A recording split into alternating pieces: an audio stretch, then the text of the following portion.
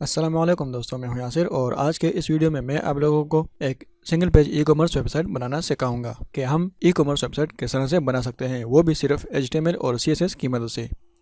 तो मैं आप लोगों को दिखा देता हूं। आज हम ये वाला वेबसाइट बनाने वाले हैं।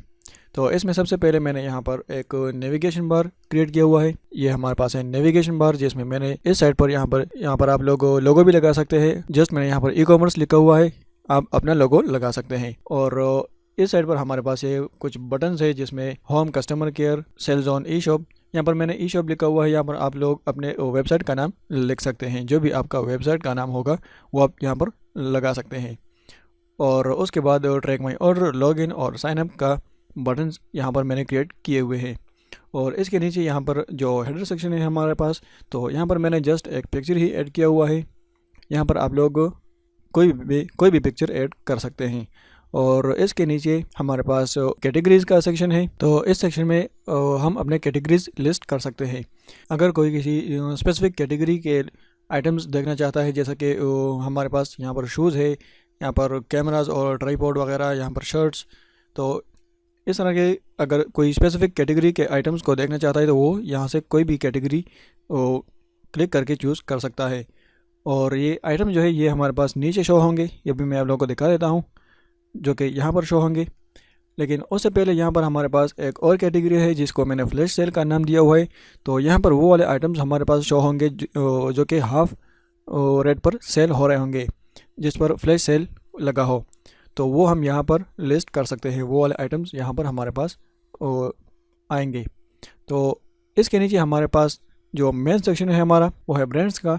तो मुख्तलिफ ब्रांड्स हमारे पास यहाँ पर लिस्ट होंगे। जैसे कि हम यहाँ पर शूज़ पर क्लिक करेंगे तो यहाँ पर हमारे पास मुख्तलिफ किस्म के शूज़ शो होंगे। अगर हम यहाँ से किसी कैमरा, ट्राईपॉड वगैरह पर क्लिक करेंगे तो यहाँ पर हमारे पास मोबाइल एक्सेसरीज़ और कैमरा, ट्राईपॉड वगैरह आ जाएंगे। तो ये हमारे पास है आइटम्स की कैटेगरी। और यहाँ पर इसके इस साइड पर हमारे पास मैंने एक अलग सा सेक्शन क्रिएट किया है जिसमें हम वो वाले आइटम्स लिस्ट कर सकते हैं जो कि टॉप सेलिंग आइटम होंगे। मतलब यहाँ पर हमारे पास जितने भी आइटम्स हैं, इसमें जो सबसे ज़्यादा बिकने वाला आइटम होगा तो वो हम यहाँ पर लगा सकते हैं, ताकि देखने वालों को आसानी हो और उसको पता लगे कि ये वाले आइटम्स बहुत ज़्यादा सेल हो रहे हैं। और इसके नीचे मैंने एक अलग सा सेक्शन क्रिएट किया हुआ है जिसमें हम किसी भी ब्रांड को प्रमोट कर सकते हैं।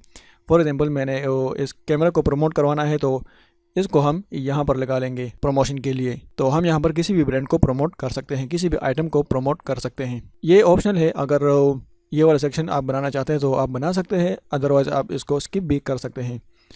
लेकिन मेरे ख्याल में तो ये एक बेहतर ऑप्शन है कि हम किसी भी ब्रांड को यहाँ पर प्रमोट कर सकते हैं। फॉर एग्जांपल, यहाँ पर हमारे पास 2000 या 3000 आइटम लिस्ट है, तो उसमें एक स्पेसिफिक आइटम को ढूंढना थोड़ा सा मुश्किल हो जाता है। तो उसको प्रमोट करने के लिए हम ये वाला सेक्शन यूज़ कर सकते हैं। और इसके नीचे हमारे पास फुटर का सेक्शन है। तो इस फुटर के सेक्शन में मैंने सबसे पहले यहाँ पर यूज़फुल लिंक्स का एक कॉलम बनाया है जिसमें हम मुख्तलिफ़ किस्म के लिंक्स दे सकते हैं, जैसे कि privacy policy, term of use, return policy और डिस्काउंट कूपन्स। और इस साइड पर कंपनी का सेक्शन है। तो इसमें अबाउट अस, कॉन्टेक्ट अस और एफिलिएट लिंक्स यहाँ पर हम ऐड कर सकते हैं। और इस फॉलो अस के सेक्शन में, इस कॉलम में मैंने यहाँ पर फेसबुक, मतलब कि अगर कोई हमें फॉलो करना चाहता है तो वो हमें फेसबुक पर भी फॉलो कर सकता है, यूट्यूब पर भी फॉलो कर सकता है, ट्विटर पर और इंस्टाग्राम पर भी फॉलो कर सकता है। यहाँ पर लाजमी नहीं है कि हम यही वाले लिंक्स ऐड करें। जहाँ पर कोई हमें फॉलो कर सकता है तो हम अपने रेफरेंस यहाँ पर दे सकते हैं कि यहाँ पर आप लोग हमें फॉलो कर सकते हैं। और ये डाउनलोड जो ऐप मैंने कॉलम बनाया है, तो इसमें हम अपने ऐप की लिंक दे सकते हैं। अगर हमारे पास कोई ऐप है तो उसका लिंक हम यहाँ पर दे सकते हैं, अदरवाइज़ इसको हम स्किप भी कर सकते हैं। अगर नहीं है तो हम इसको स्किप कर लेंगे। और इसके नीचे ये वाला सेक्शन जो है ये भी ऑप्शनली है। अगर यहाँ पर आप लोग अपना लोगो लगाना चाहते हैं तो आप यहाँ पर अपना लोगो लगा सकते हैं। जैसे कि मैंने यहाँ पर अपना यूट्यूब चैनल का लोगो लगाया हुआ है और अपने यूट्यूब चैनल का नाम भी यहाँ पर लिखा हुआ है। तो आप लोग भी यहाँ पर ऐसे कर सकते हैं। अगर अपना लोगो लगाना चाहते हैं, अपना मोनोग्राम लगाना चाहते हैं, तो वो आप यहाँ पर लगा सकते हैं। तो आई होप कि आप लोगों को ये अच्छा लगा होगा। तो अभी टाइम को ज़ाय किए बगैर हम चलते हैं अपने टेक्स्ट एडिटर की तरफ और हम इसको बनाना सीखते हैं कि हम इसको किस तरह से बना सकते हैं। तो यहाँ पर मैं आप लोगों को सबसे पहले दिखा दूँ कि मैंने एक फ़ोल्डर क्रिएट किया है डेस्कटॉप पर। यहाँ पर मैंने इमेजेस नाम का एक फ़ोल्डर बनाया है जिसके अंदर मैंने सारे इमेजेस रखे हुए हैं जो कि अभी हम इस वेबसाइट में यूज़ करने वाले हैं। और यहाँ पर मैंने 2 फाइल्स क्रिएट की है जिसको मैंने index.html का नाम दिया है और दूसरे को मैंने style.css का नाम दिया है। और इसी को मैंने यहाँ पर अपने टेक्स्ट एडिटर में भी ओपन किया हुआ है। index.html और style.css मैंने दोनों यहाँ पर ओपन किए हुए हैं। तो मैं यहाँ पर HTML की कोडिंग स्टार्ट करता हूँ। तो सबसे पहले मैं यहाँ पर HTML का बेसिक स्ट्रक्चर ले लेता हूँ और इसको मैं नाम देता हूँ ई-कॉमर्स। और यहाँ पर इस टाइटल के बाहर आता हूँ और इस हेड टैग के अंदर मैं लिंक ऐड कर लेता हूँ स्टाइल शीट का। इस स्टाइल शीट को मैं यहाँ पर लिंक कर लेता हूँ जिसको मैंने style.css का नाम दिया हुआ है। और अभी इसको मैं ब्राउज़र में ओपन कर लेता हूँ। तो ये हमारे पास इस ब्राउज़र में ओपन हो चुका है, लेकिन यहाँ पर अभी हमने कुछ काम नहीं किया हुआ तो इसलिए हमें कुछ शो नहीं हो रहा है। तो मैं इसको इस तरह से कर लेता हूँ और यहाँ से मैं लाइव रीलोड का एक्सटेंशन भी ऑन कर लेता हूँ ताकि मुझे बार बार रिफ़्रेश ना करना पड़े और सब कुछ लाइव हो। और यहाँ से भी मैं ये एक्सटेंशन ऑन कर लेता हूँ। तो ये हमारे पास ऑन हो चुका है और अभी मैं यहाँ पर काम करना शुरू करता हूँ। तो सबसे पहले तो मैं यहाँ पर एक नेविगेशन बार क्रिएट करूँगा। तो नेविगेशन के लिए मैं यहाँ पर नेव लेता हूँ और इस नेव टैग के अंदर मैं एक डिव लेता हूँ और इस डिव को मैं क्लास नेम देता हूँ लोगो। और यहाँ पर मैं h1 टैग लेता हूँ इस डिव के अंदर और इस h1 टैग के अंदर मैं ई-कॉमर्स ही लिख लेता हूँ ई-कॉमर्स। और इस डिव के बाहर आता हूँ और इसी नेव के अंदर ही मैं एक और डिव लेता हूँ और इस डिव को मैं क्लास नेम देता हूँ मेन्यू। और इसके अंदर अभी हम बटन्स क्रिएट करेंगे। तो यहाँ पर मैं सबसे पहले यूएल लेता हूँ और इस यूएल के अंदर मैं लेता हूँ एलआई और इस एलआई के अंदर मैं एंकर टैग लेता हूँ, मतलब जो हम लिंक क्रिएट करने वाले हैं तो वो हम यहाँ पर क्रिएट करेंगे। तो इसके लिए मैं यहाँ पर डमी लिंक कर लेता हूँ, हैश टैग देता हूँ और यहाँ पर मैं लिख लेता हूँ होम और Ctrl+Shift+D करके मैं इसको कॉपी कर लेता हूँ और इसको भी Ctrl+S करके सेव करता हूँ। तो आप देख सकते हैं कि हमारे पास यहाँ पर ये ई-कॉमर्स और ये बटन्स दोनों आ गए हैं। अभी मैं इसके नाम जो है ये भी चेंज कर लेता हूँ। तो बल्कि मैं इसको पहले स्टाइल कर लेता हूँ, उसके बाद मैं इसके नेम्स को चेंज करता हूँ। तो सबसे पहले तो यहाँ पर मैं एक यूनिवर्सल ऑपरेटर लेता हूँ ताकि यहाँ पर जो बाय डिफ़ॉल्ट हमारे पास मार्जिन और पैडिंग आ रहा है ये ख़त्म हो जाए। तो मैं इसको मार्जिन कर लेता हूँ 0 और पैडिंग भी मैं कर लेता हूँ 0 और Ctrl+S करके सेव करता हूँ। तो आप लोग यहाँ पर गौर कीजिएगा, यहाँ पर ये एक कोने में चिपक जाएगा। तो ये हमारे पास इसकी मार्जिन और पैडिंग दोनों 0 हो गई और अभी हम इसको स्टाइल करेंगे। तो मैंने वहाँ पर लोगो नाम का जो क्लास लिया था तो वो मैं यहाँ पर भी लेता हूँ और इसको अभी मैं स्टाइल करता हूँ। तो सबसे पहले तो मैं इसकी फ़ॉन्ट साइज़ में कर लेता हूँ 2 rem और फ्लोट में कर लेता हूँ लेफ़्ट और Ctrl+S करके सेव करता हूँ। तो आप देख सकते हैं कि इसकी साइज़ जो है ये हमारे पास इंक्रीज़ हो चुकी है। और इसके बाद मैं पैडिंग लेफ़्ट कर लेता हूँ 100 पिक्सल और आगे बढ़ने से पहले मैं यहाँ पर आता हूँ इस लोगों के बाहर और सबसे पहले तो मैं इसकी बॉडी की कलर जो है ये चेंज कर लेता हूँ। तो मैं यहाँ से लेता हूँ बॉडी और बैकग्राउंड कलर में कर लेता हूँ, सॉरी बैकग्राउंड साइज़ नहीं, बैकग्राउंड कलर मैं कर लेता हूँ ग्रे और अभी मैं इसको Ctrl+S करके सेव करता हूँ। तो आप देख सकते हैं कि हमारे पास इसकी कलर भी चेंज हो चुकी है और ये ई-कॉमर्स जो लिखा हुआ है ये थोड़ा सा आगे आ चुका है, यहाँ पर हमने स्पेस थोड़ा सा छोड़ दिया है।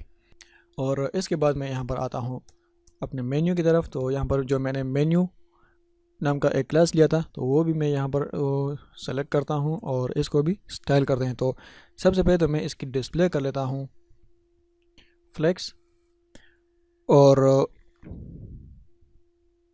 मार्जिन टॉप में कर लेता हूँ, मार्जिन टॉप में कर देता हूँ 20 पिक्सल और सॉरी 0 नहीं 20।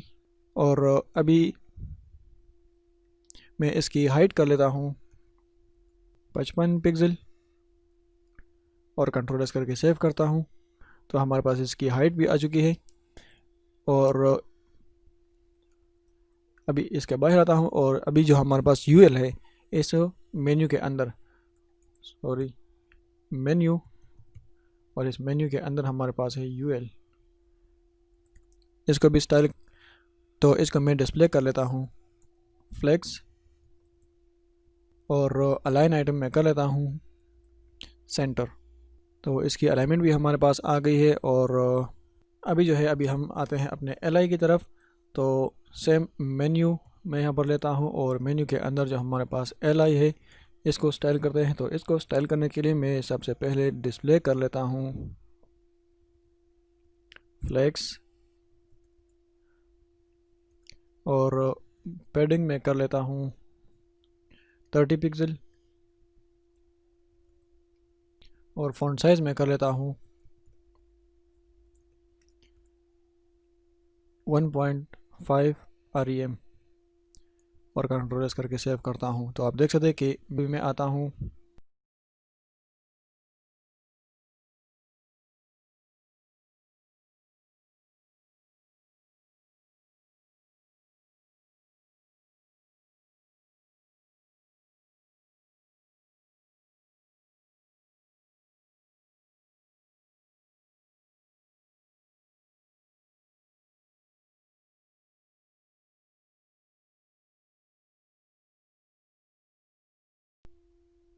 तो यहाँ पर इस मेन्यू के अंदर मैं आता हूँ और यहाँ पर मैं कर लेता हूँ मार्जिन लेफ्ट में कर देता हूँ 950 पिक्सल और कंट्रोल एस करके सेव करता हूँ। तो आप देख सकते हैं कि हमारे पास जो मेन्यू है ये बटन्स ये इस साइड पर आ गए हैं। और इसके बाद मैं यहाँ पर आता हूँ और यहाँ पर मैं इसके जो नेम है ये चेंज कर लेता हूँ। तो इसको मैं कर लेता हूँ कस्टमर केयर और इस वाले को मैं कर लेता हूँ सेल ऑन ई शॉप और इसको मैं कर लेता हूँ साइन इन और इस वाले को मैं कर लेता हूँ साइन अप और कंट्रोल एस करके सेव करता हूँ। तो आप देख सकते हैं कि हमारे पास ये बटन्स भी क्रिएट हो चुके हैं और इसको जो हमने नाम दिए थे वो भी हमने चेंज कर लिए हैं। तो इसके बाद हम आते हैं अपने हेडर सेक्शन की तरफ और अपने इस हेडर सेक्शन के लिए मैं इस नेव से बाहर आता हूँ और यहाँ पर एक डिव लेता हूँ। इसके लिए हम हेडर भी ले सकते हैं लेकिन मैं डिव ले रहा हूँ और इसको मैं क्लास नेम देता हूँ हेडर, बल्कि मैं HDR की कर लेता हूँ और शॉर्ट में हेडर, और इसको मैं खाली ही रहने देता हूँ और कंट्रोल एस करके सेव करता हूँ। और यहाँ पर आता हूँ, यहाँ पर आने के बाद मैं जो हमने वहाँ पर HDR का क्लास लिया था तो वो क्लास मैं यहाँ पर ले रहा हूँ और इसको भी हम यहाँ पर स्टाइल करेंगे।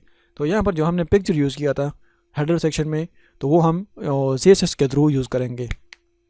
CSS के थ्रू हम किस तरह से यूज़ कर सकते हैं, तो मैं सबसे पहले आप लोगों को यहाँ पर इसकी हाइट और विड्थ जो है वो ले लेता हूँ।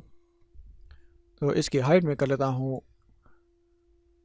90 VH मतलब व्यू पोर्ट हाइट, और इसकी जो विड्थ है वो मैं कर लेता हूँ, इसकी विड्थ में कर लेता हूँ विड्थ और width 80 view port width VH, और मार्जिन टॉप में कर लेता हूँ 10 पिक्सल और कंट्रोल करके सेव करता हूँ। तो आप लोगों को चेंजेस नज़र नहीं आ रहा है लेकिन ये चेंजेस यहाँ पर आप लोगों को अभी नज़र आ जाएगा। मैं यहाँ पर बैकग्राउंड इमेज ले लेता हूँ इमेज और मैं URL कर लेता हूँ URL, जो हमने वहाँ पर इमेजेस नाम का फोल्डर बनाया था तो वो उस फोल्डर का नाम मैं यहाँ पर दे रहा हूँ इमेजेस, और उसके अंदर हमारे पास है e-commerce 1.jpg और कंट्रोल करके सेव करता हूँ। सॉरी, यहाँ पर स्पेलिंग मिस्टेक है। इस फोल्डर का नाम मैं चेंज करता हूँ, इमेजेस में करता हूँ और कंट्रोल करके सेव करता हूँ। तो आप देख सकते हैं कि हमारे पास ये इमेज आ चुका है, लेकिन इसकी जो अलाइनमेंट है ये सही नहीं है। अभी इसको हम ठीक करेंगे, आप टेंशन ना लें। तो इसके लिए मैं कर लेता हूँ, मार्जिन में कर लेता हूँ। तो इसके लिए मैं मार्जिन कर लेता हूँ, मार्जिन लेफ्ट 170 पिक्सल और कंट्रोल करके सेव करता हूँ। तो आप देख सकते हैं कि ये सेंटर में आ गया है। और इसकी जो बैकग्राउंड साइज़ है ये भी मैं ठीक कर लेता हूँ। यह इमेज पूरी तरह से नज़र नहीं आ रहा है, तो इसके लिए मैं बैकग्राउंड साइज़ कर लेता हूँ 80 व्यू पोर्ट विड्थ और 90 व्यू पोर्ट हाइट में कर लेता हूँ और कंट्रोल करके सेव करता हूँ। तो आप देख सकते हैं कि इमेज हमारे पास पूरी आ चुकी है। ये देखिए यहाँ पर इमेज हमारे पास पूरी आ चुकी है, लेकिन इसके जो कॉर्नर है ये राउंडेड नहीं है, और जो मैंने आप लोगों को वहाँ पर दिखाया था तो उसके कॉर्नर राउंडेड थे। तो वो हम किस तरह से कर सकते हैं, तो उसके लिए एक प्रॉपर्टी है बॉर्डर रेडियस, और बॉर्डर रेडियस में कर लेता हूँ 20 पिक्सल और कंट्रोल करके सेव करता हूँ। तो आप देख सकते हैं कि इसके जो कॉर्नर थे ये भी राउंडेड हो चुके हैं। तो हमारे पास जो नेविगेशन बार है और जो हमारा हेडर सेक्शन है तो वो हमारे पास कंप्लीट हो चुका है। और ये वीडियो बहुत ज़्यादा लेंथी हो रही, तो इसके लिए ये वीडियो बहुत ज़्यादा लेंथी हो रही, तो मेरे ख्याल से यहाँ तक काफ़ी है। बाकी का काम हम अपने अगले वीडियो में कर लेंगे। आई होप कि आप लोगों को यहाँ तक समझ आ गया होगा, और अगर फिर भी कोई मसला हो तो आप मुझे कमेंट सेक्शन में बता सकते हैं। Thanks for watching.